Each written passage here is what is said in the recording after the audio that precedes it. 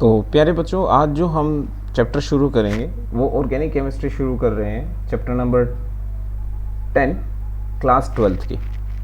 तो chapter number 10 का जो नाम है वो है halo alkanes and halo arenes.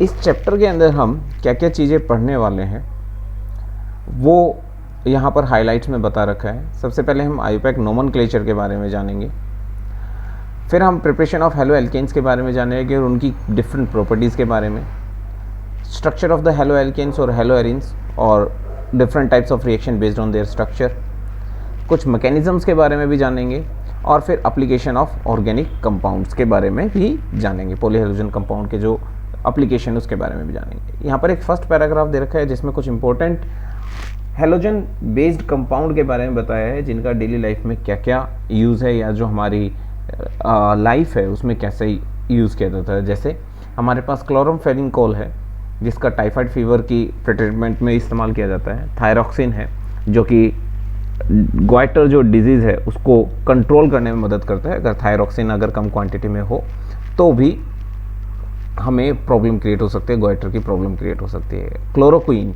ये बहुत ही इंपॉर्टेंट नाम है क्लोरोक्विन। ये क्लोरोक्विन यूज़ किया जाता है ट्रीटमेंट फॉर मलेरिया।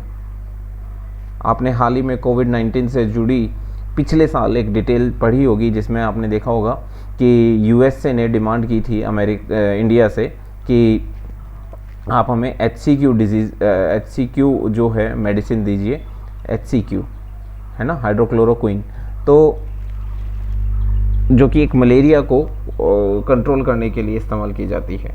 ठीक है, इसी तरीके से हेलोथन है, हेलोथेन, जिसका इस्तेमाल किया जाता है एनेस्थेटिक के तौर पे। तो ये कुछ यूजेस हैं हेलो एल्केन्स कंपाउंड के, हेलो एरीन्स कंपाउंड के, जिनका इस्तेमाल डिफरेंट तरीके से किया जाता है। ठीक है, तो चलिए अब हम सबसे पहले क्लासिफिकेशन की बात करते हैं। हेलो एल्केन और हेलो एरीन को अलग अलग कैटेगरी में क्लासीफाई किया जाता है।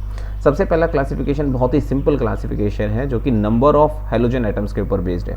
मान लो अगर कंपाउंड के अंदर सिर्फ एक ही हेलोजन है तो वो मोनो हेलो एल्केन कंपाउंड कहलाएगा। हेलो मीन्स हेलोजन, एल्केन मतलब जिसमें एल्काइल पार्ट हो।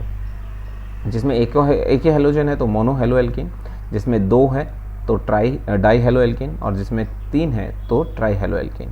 इसी तरीके से हेलो एरीन्स में जिसमें बेंजीन रिंग है, अगर एक ही हेलोजन है तो मोनो, दो हैं तो डाई और तीन है तो ट्राई हेलो एल्केन। ये एक सिंपल क्लासिफिकेशन है। इसके अलावा हम क्लासिफिकेशन करते हैं based on the sp3 hybridised carbon.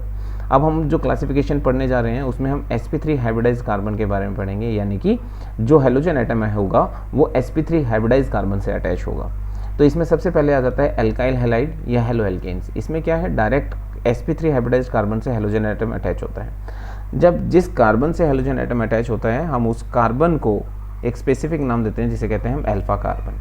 अगर उस अल्फा कार्बन के पास दो हाइड्रोजन है तो हम उसे प्राइमरी डिग्री कहते हैं। अगर एक हाइड्रोजन है तो सेकेंड डिग्री और एक भी हाइड्रोजन नहीं है तो थर्ड डिग्री।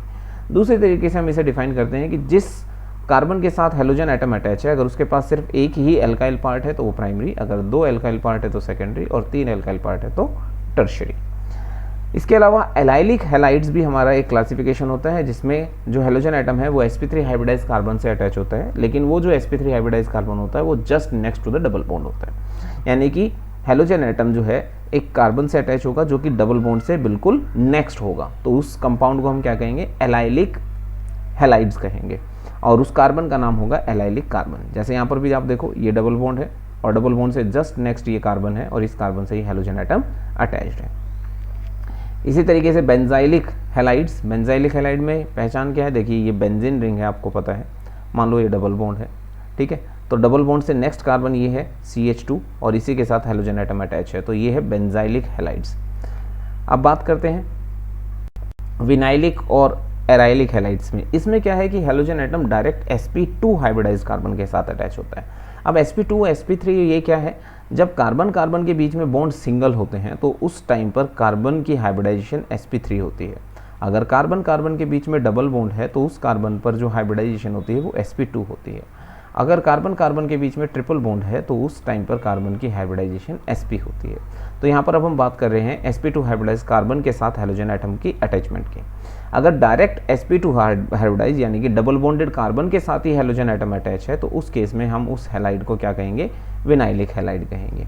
और एराइल हैलाइड कौन से होंगे, ऑब्वियसली डबल बॉन्डेड कार्बन आपको दिखाई दे रहा है यहाँ पर, डबल बॉन्डेड कार्बन से ही हेलोजन एटम अटैच है तो ये है एराइल हैलाइड्स।